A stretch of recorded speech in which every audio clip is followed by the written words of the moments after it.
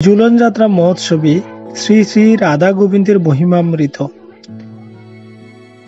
তো এটি হলো ঝুলন যাত্রা মহোৎসব। আমরা প্রতিদিন শ্রী বিগ্রহকে দোলানোর সুযোগ পাই। প্রকৃতপক্ষে এই ঝুলন উৎসব বিশ্বের বিভিন্ন মন্দিরে উদযাপিত হয়। ইসকন তা উদযাপন করে, ইসকন ছাড়াও অন্যান্য মন্দিরও তা উদযাপন করে, কিন্তু ইসকনের ঐতিহ্য হলো প্রত্যেককেই শ্রী শ্রী রাধা কৃষ্ণকে দোলানোর সুযোগ দান। তাই শ্রীবিগ্রহগণের কিছু ব্যক্তিগত সেবা করার এটি একটি মহা সুযোগ। যদিও আমরা শ্রীবিগ্রহগণকে দর্শন করতে পারি, কিন্তু আমরা কিছু সেবা করতে সমর্থ নাও হতে পারি। কেবলমাত্র পূজারীরা করতে পারেন। ঝুলন যাত্রায় আমরা শ্রীবিগ্রহগণকে দোলানোর সুযোগ পাই। এই সেবা করতে পেরে আমরা কি সুখী নন?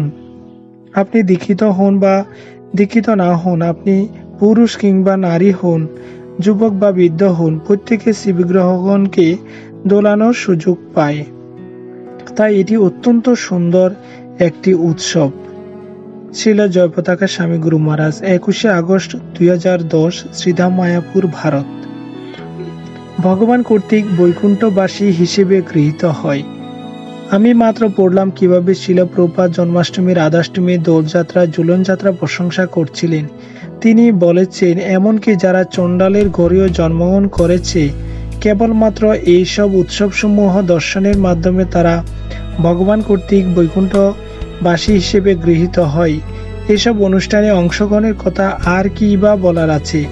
আমাদের ঝুলন যাত্রা উৎসবে আমাদের অনেক ভক্তবৃন্দ শ্রী শ্রী রাধা মাধবকে ঝুলানে দোলাচ্ছেন। তারা সকলে ভগবান কর্তৃক বৈকুণ্ঠবাসী হিসেবে স্বীকৃত হন। তাই ভগবানকে ঝুলনে দোলানো, এই সমস্ত সাজসজ্জার ব্যবস্থা করা, প্রসাদ বিতরণ করা ও অন্যান্য আরও কার্যক্রম অংশগ্রহণ করা এবং কীর্তন করার মাধ্যমে ভগবানের ব্যক্তিগত সেবা করার একটি মহা সুযোগ আমাদের রয়েছে।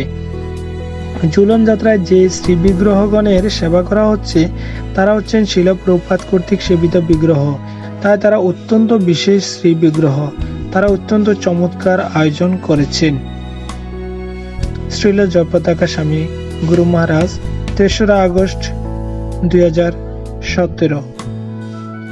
জয় ঝুলন যাত্রা মহোৎসব কি জয়।